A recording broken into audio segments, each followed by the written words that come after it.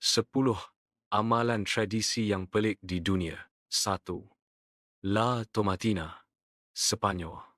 Setiap tahun, ribuan orang di Bunyol, Sepanyol, berperang menggunakan tomato.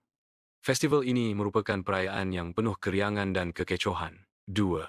Dia de los Muertos, Mexico.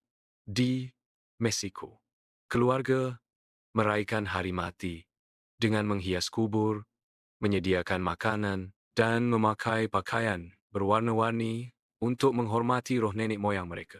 3. Mandi darah, Indonesia. Suku Dayak di Kalimantan mengadakan upacara mandi darah sebagai cara untuk membersihkan diri daripada energi negatif. 4. Makan serangga, Thailand.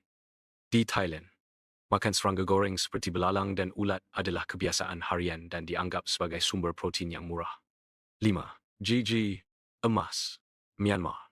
Di Myanmar, tradisi memakai gigi emas menjadi simbol kecantikan dan status sosial bagi wanita. 6. Tarian Cangkok, Malaysia. Tarian cangkok adalah tradisi Melayu yang melibatkan gerakan dengan alat berbentuk cangkok. 7. Perayaan Kuda Lumping, Indonesia. Kuda Lumping adalah festival tradisional yang melibatkan penari yang menari sambil menaiki kuda buatan daripada rotan. 8. Jalan kaki ke kuil, Nepal. Di Nepal, pengunjung kuil berjalan kaki berjauhan sebagai tanda penghormatan kepada dewa mereka. 9.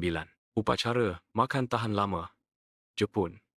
Di Jepun, ritual makan dengan makanan khas tradisional dilakukan untuk mencapai umur panjang. 10.